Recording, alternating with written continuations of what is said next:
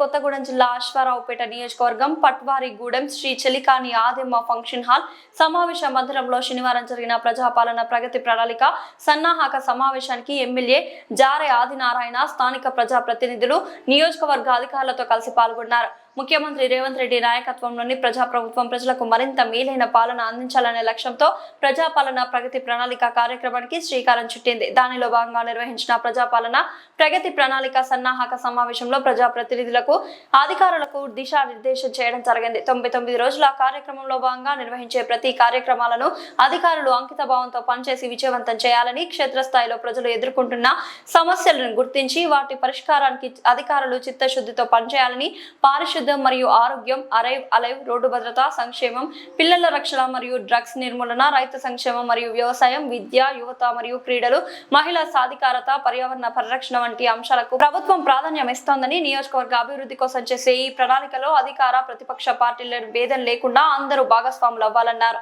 ప్రజా ప్రతినిధుల సహకారంతో స్థానికంగా చేయవలసిన అభివృద్ధి పనులకు సంబంధించిన ప్రతిపాదనలను అందజేస్తే ప్రాధాన్యత ఆధారంగా ప్రభుత్వ నిధులను కేటాయించడానికి సిద్ధంగా ఉందని ఎమ్మెల్యే జారె ఆదినారాయణ తెలిపారు. ఈ కార్యక్రమంలో సర్పంచ్లు, అధికారులు, మండల కాంగ్రెస్ పార్టీ నాయకులు, ప్రజలు మరియు కార్యకర్తలు పాల్గొన్నారు.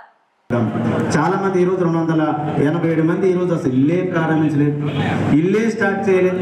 సుమారు 108 మంది ముగ్గు పోసి అసలు ఇల్లే కట్టడానికే సిద్ధంగా లేదు. నేనేది బ్రతమలాడిన ఉదాహరణకి బెండలపాడు 83 ఇల్లు ఇంతవరకు స్టార్ట్ కాలేదు. కట్టండి రా బాబు, నీకు ఏం కావాలి ఇస్తానన్నా కూడా కట్టే పరిస్థితి లేదు. ఏం చేయాలి? అన్ని వెనకబడి పని చేయాలి. ప్రజలు ఏరికోరుని ఇచ్చినటువంటి ప్రజాప్రతినిధులు మీరు పని చేయాలి. ఎన్నో హార్నిసలు కష్టపడి ఉద్యోగం సాధించినటువంటి అధికారులు కూడా మీరు మీ యొక్క పని విధానాన్ని మెరుగుపరుచుకొని ఇంకా ఒకంత అభివృద్ధి చేయాలనే ఆలోచనతో నా కోరిక అది ఒక్కటే ఉంది. మీరు ఎప్పుడు ప్రజాపాలన కార్యక్రమంలో ఈరోజు ఇందాక హౌసింగ్ డీ గారు చెప్పారు మనం 7వ స్థానంలో ఉన్నామని. నేను 1వ స్థానంలోనే రావాలని నేను చాలా కోరిక ఉండే నాకు. ఎందుకంటే దాని తగ్గ వ్యూహాన్ని రచిస్తూనే ఎప్పటికి ఎక్కడికి వెళ్ళినా ప్రతి ఇల్లు తిరగాలి, ప్రతి చోటుకి వెళ్ళాలి. ఒకళ్ళ తన కట్టకపోతే ఒక ఏదైనా కాంట్రాక్ట్ తీసుకొచ్చి కట్టించాలి, ఒకళ్ళ తనకు డబ్బులు లేకపోతే డోక్రా గ్రూప్తో 1 లక్ష రూపాయలు ఇప్పించాలి. ఏదో ఒకటి చేయాలని నేను తిరుగుతున్న ప్రయాణం. కానీ నేను 7వ స్థానానికి మన ఎగబ్రాకినాం. సరే 1, 2వ స్థానంలో ఉందనుకున్నా, సరే జిల్లాలో మనం ఉన్నా కానీ చేయడానికి అవకాశం ఉంది. దానిలో భాగంగా ఏంటంటే మన నియోజకవర్గం చాలా నిరుపేద కలిగినటువంటి నియోజకవర్గం.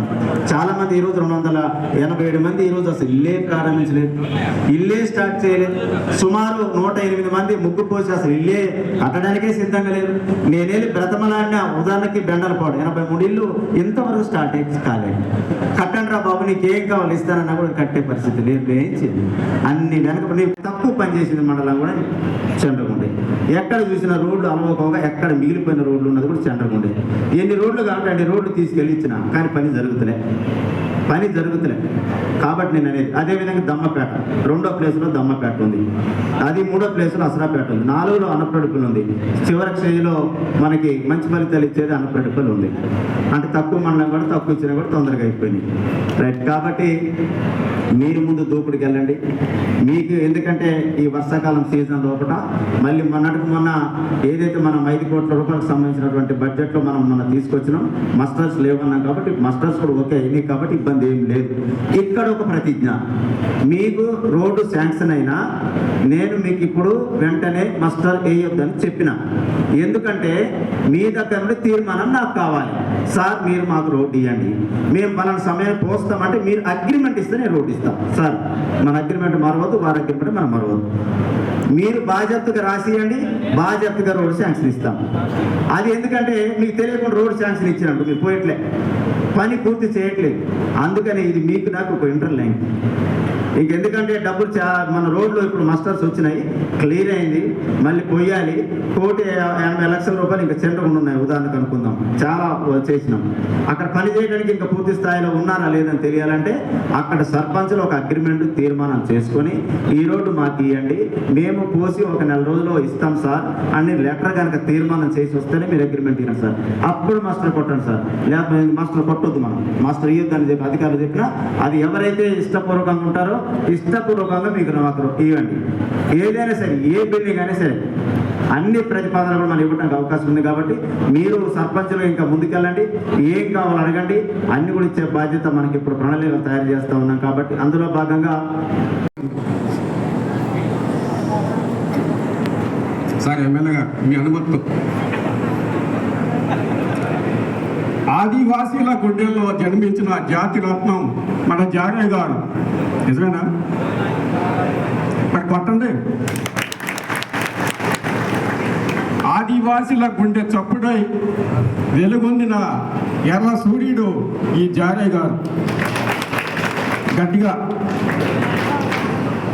ఇటు కొట్టట్ల.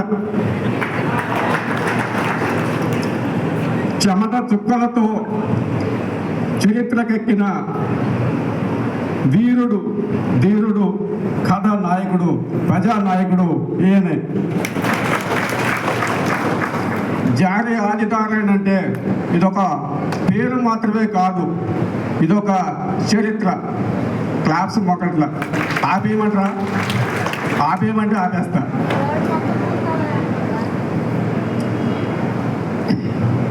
ఇదొక ప్రజా ప్రస్థానం. ఆయన ఒక దీక్ష, ఆయన మహర్షి, ఆయన సుడిగాలి, అన్నీ కలిపి ఆయన ఒక ఆదర్శ ప్రేమమూర్తి. కళ ఆయన శ్వాస అయితే గలం ఆయన అడుగు. వేసే ప్రతి అడుగు అశ్వారావుపేట నియోజకవర్గం అభివృద్ధి గురించి, పీల్చే ప్రతి శ్వాస ప్రగతి సోపానం గురించే. నాగట్ల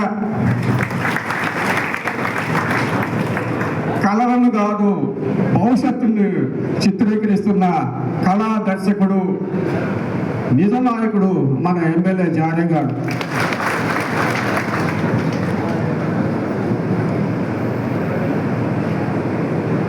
ఆయన చూపే దారి అభివృద్ధికి దిక్సూచి. ఆయన మాటే మంత్రం, అదే మా నమ్మకం. మా నమ్మకమే ఆయన శాసనం. అంతేకాదు సుమా, ఆయన ముసిముసిగా చిరునవ్వులతో పలకరించిన సందర్భమే లేదు. ఒకసారి నమ్మండి ఎమ్మెల్యే గారు. చితపట్టలు, రుసరసులు ఆయన మోగిన చూసిన సందర్భాలే లేవు. సమస్యల సాధనకై ముఖ్యమంత్రిని సైతం ఒప్పించి మెప్పించి పట్టుబట్టి మంజూరీ పత్రాలు చంకన పెట్టుకొని రాని సందర్భాలు అసలే లేవు. నియోజకవర్గంలో ప్రతి మండలాన్ని మాత్రమే కాదు, ప్రతి గ్రామాన్ని ప్రగతిలో పరుగు పెట్టించడానికి అహర్నిశలు పాటుపడుతున్న ప్రగతి దీక్షాపరుడు ఈ జారే గారు.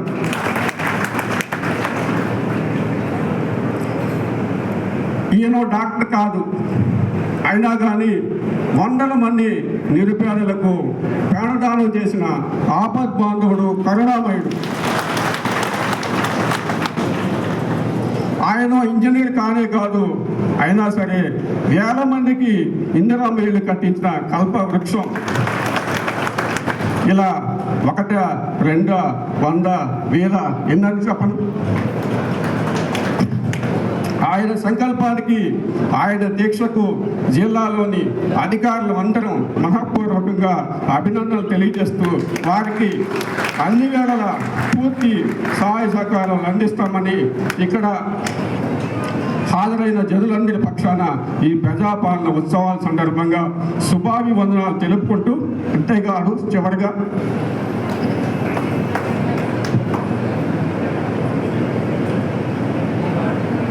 ఇటీవల అసెంబ్లీ సమావేశాలు అనంతరం ఎమ్మెల్యేలకి సాంస్కృతిక కార్యక్రమాలు పెట్టినప్పుడు మీ వేషం, మీ భాష, మీ అభినయం అదిరే.